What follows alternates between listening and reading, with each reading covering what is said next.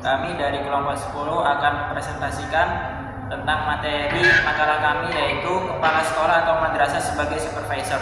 Di sini saya Nasirul Haq bersama dan saya Nurul Huria. Saya Nadia Ulia Wahidah. Langsung saja pembahasan yang pertama. Ada beberapa pembahasan yang pertama, standar kualifikasi dan kompetensi kepala sekolah atau madrasah. Yang kedua, kompetensi kepala sekolah atau madrasah sebagai supervisor. Yang ketiga, jenis-jenis kegiatan kepala sekolah atau madrasah sebagai supervisor.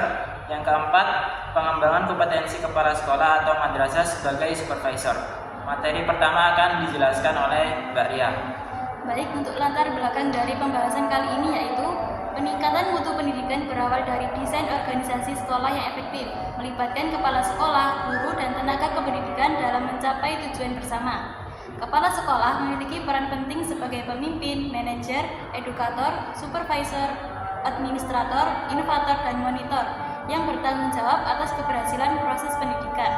Nah, untuk melaksanakan fungsi supervisi secara efektif, kepala sekolah melaksanakan fungsi supervisi secara efektif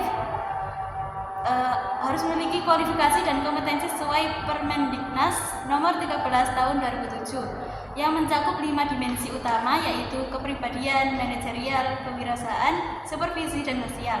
Di antara kelima dimensi tersebut, kompetensi supervisi memegang peran penting karena berhubungan langsung dengan peningkatan mutu pembelajaran dan profesionalisme guru.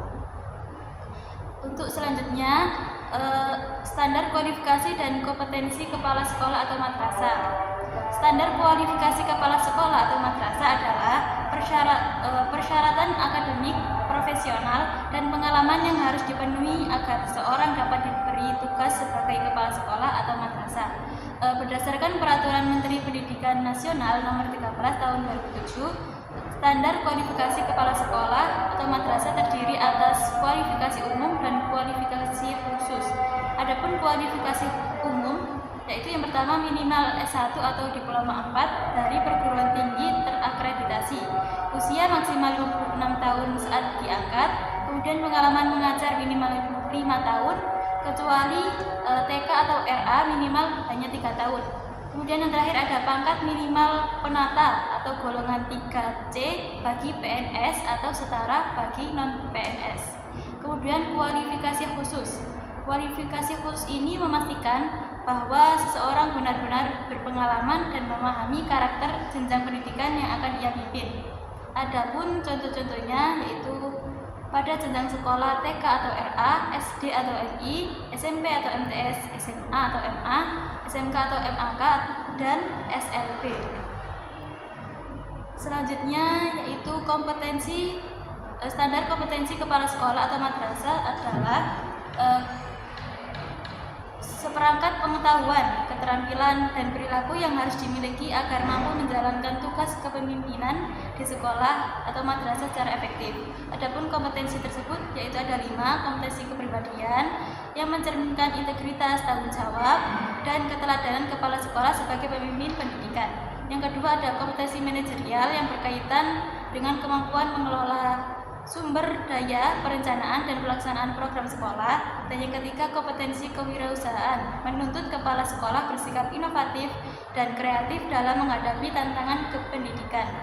Yang keempat ada kompetensi supervisi, menekankan kemampuan membimbing guru dan menilai mutu pembelajaran. Dan yang terakhir ada kompetensi sosial, menunjukkan kemampuan bekerja sama, berkomunikasi, dan beradaptasi dengan masyarakat sekolah.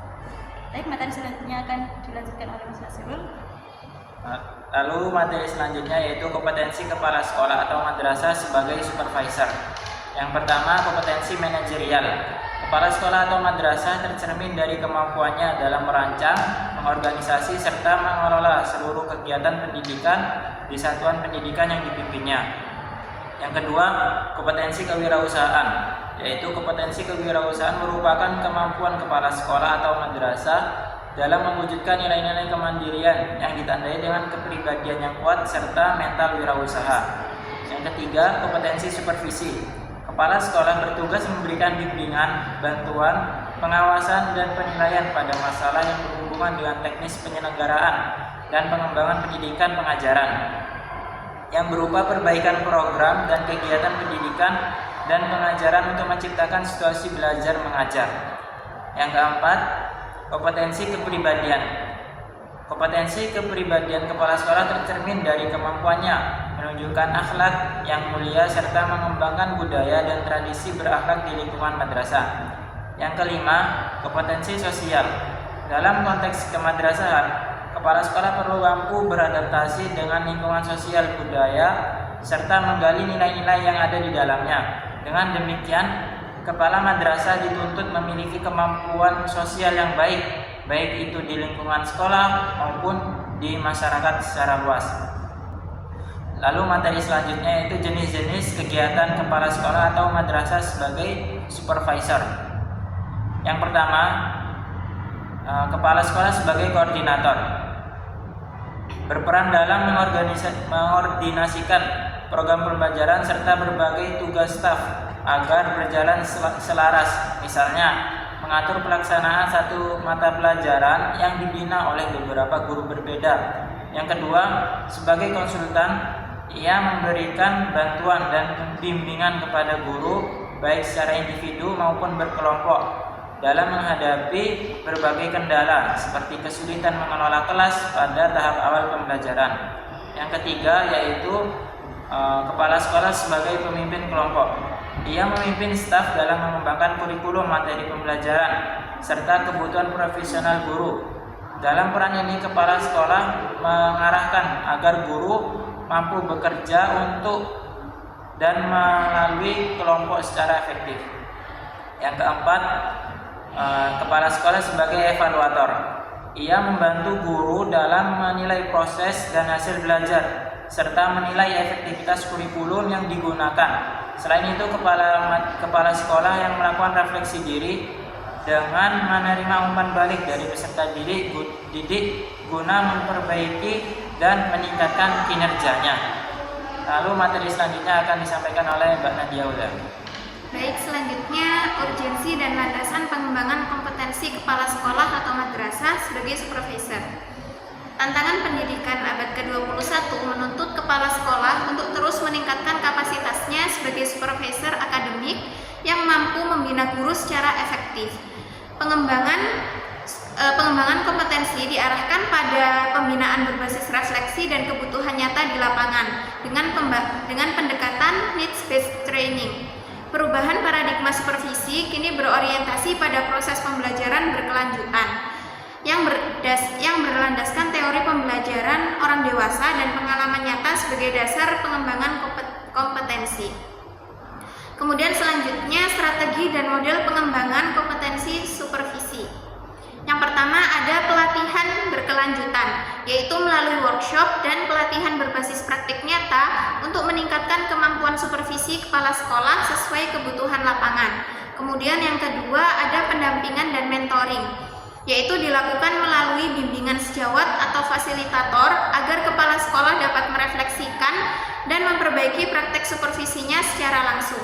Kemudian yang ketiga, komunitas praktik, yaitu menjadi wadah kolaboratif bagi kepala sekolah untuk saling berbagi pengalaman, tantangan, dan solusi dalam pelaksanaan supervisi akademik. Kemudian yang keempat, supervisi reflektif dan berbasis data. Supervisi dilakukan menggunakan hasil observasi kelas, asesmen guru, dan data pembelajaran sebagai pembinaan yang objektif. Kemudian yang kelima, pemanfaatan teknologi, yaitu dengan menggunakan platform digital seperti SIMPKB dan LMS untuk mendukung pelatihan, pendampingan, serta pelaporan supervisi secara efisien dan terintegrasi. Kemudian selanjutnya, faktor pendukung dan penghambat pengembangan kompetensi supervisi. Untuk faktor pendukungnya, yang pertama dukungan kebijakan dan regulasi nasional. Kemudian yang kedua ada komitmen dan motivasi kepala sekolah. Yang ketiga dukungan lembaga dan komunitas profesional. Yang keempat infrastruktur dan teknologi pendidikan. Dan yang kelima dukungan stakeholder sekolah. Nah, untuk faktor penghambatnya, yang pertama karena keterbatasan waktu dan beban administrasi. Kemudian yang kedua, kurangnya pendampingan pasca pelatihan. Kemudian yang ketiga, disparitas kemampuan dan sumber daya antar wilayah. Yang keempat, resistensi budaya budaya kerja sekolah. Dan yang kelima, minimnya sistem penghargaan berbasis kinerja supervisi. Kemudian selanjutnya implikasi dan rekomendasi. Untuk implikasinya, yang pertama peningkatan profesionalisme guru. Pengembangan kompetensi supervisi membantu kepala sekolah membina guru secara berkelanjutan sehingga kualitas pembelajaran menjadi meningkat. Kemudian yang kedua, terbentuknya budaya kolaboratif dan inovatif. Supervisi reflektif mendorong guru dan kepala sekolah untuk saling berbagi praktik baik serta menumbuhkan semangat belajar bersama. Kemudian yang ketiga, penguatan mutu pendidikan sekolah. Kepala sekolah yang kompeten sebagai supervisor berperan strategis dalam menciptakan lingkungan belajar yang adaptif dan produktif. Nah, untuk rekomendasinya, yang pertama, kebijakan berkelanjutan. Pemerintah perlu memastikan program pengembangan kepala sekolah berjalan konsisten dan relevan dengan kebutuhan lapangan. Kemudian yang kedua, pelatihan berbasis praktik nyata. Materi pengembangan kompetensi sebaiknya diarahkan pada keterampilan reflektif dan pemecahan masalah nyata di sekolah. Kemudian yang ketiga, dukungan teknologi dan komunitas profesional.